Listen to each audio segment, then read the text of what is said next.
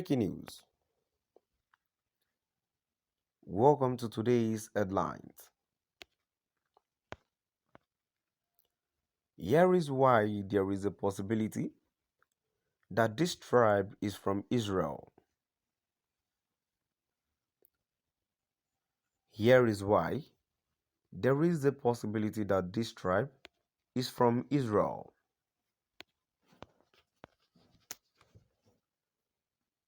To my dear listeners from wherever you're listening from, please stay tuned as I read today's news. However, apart from the story of how they came into being, the Igbos also share some similar practices with the biblical Jews. To believe that the Igbos is one of the lost tribes of Israel might sound ridiculous to a lot of people. But upon factual analysis, one is forced to rethink the possibility of this claim. Known to be third largest of the three major ethnic groups in Nigeria, the typical Igbo communities are found in the southeastern part of Nigeria. And according to oral tradition and many writers of Igbo history, Eri is to the Igbos, while Oduduwa is to the Yorubas. But unlike Oduduwa, whose father is unknown,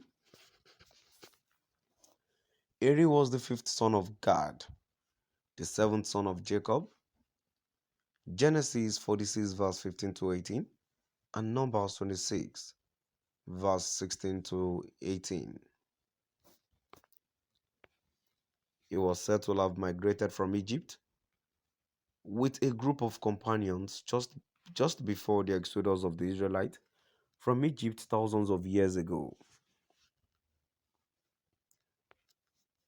Eri and his group were said to have traveled by water and finally arrived at the confluence of Ezu and Omambala rivers located in present-day Aguleri and Nnamdi State.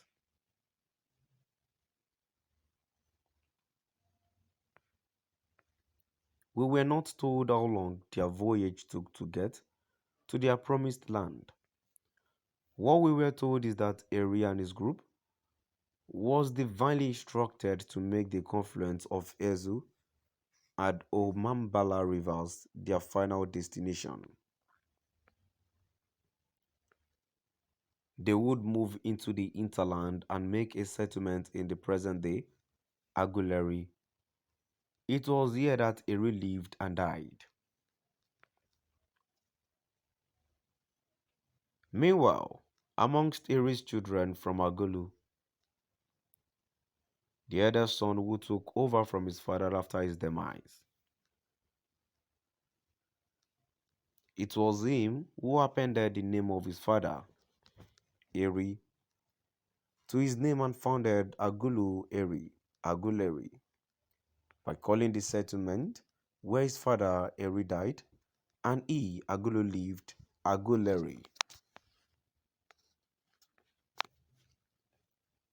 However, apart from the story of how they came into being, the Igbos also share some similar practices with the biblical Jews.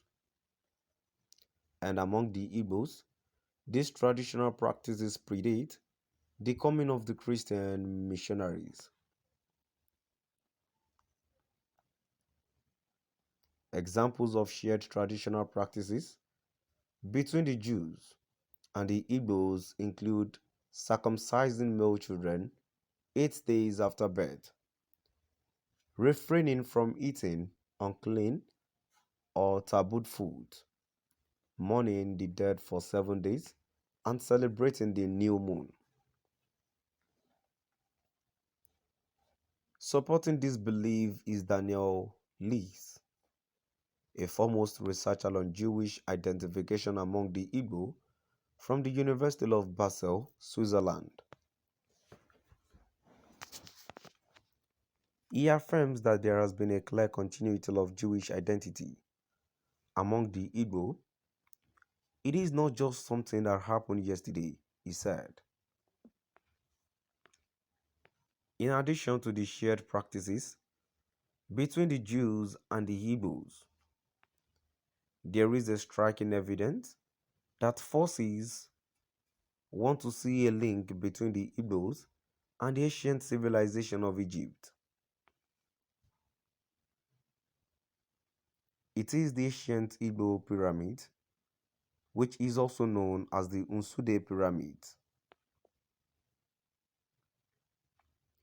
The ancient Igbo pyramid or Unsude pyramid is a testimony of ancient civilization among the Igbos.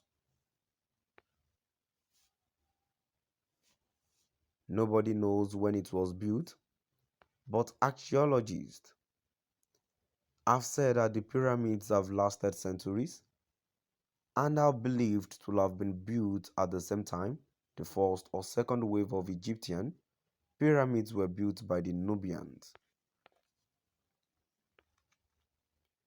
With similar features to that of the stepped pyramids of Diosa at Saqqara, Egypt, one is forced to contemplate on the mystery behind their resemblance. And without exaggeration, it can be suggested that the knowledge of one must have led to the building of the other. Be that as it may, it should be stated here for the purpose of clarity that the word Indigo mean the ancient people. And according to them, the British called us Igbo or Hebrews, a word synonymous to Hebrew. There are other interesting arguments with regard to the topic of this article that has been presented by concerned Igbo scholars. To my dear listeners, now I've come to the end of our today's news. Please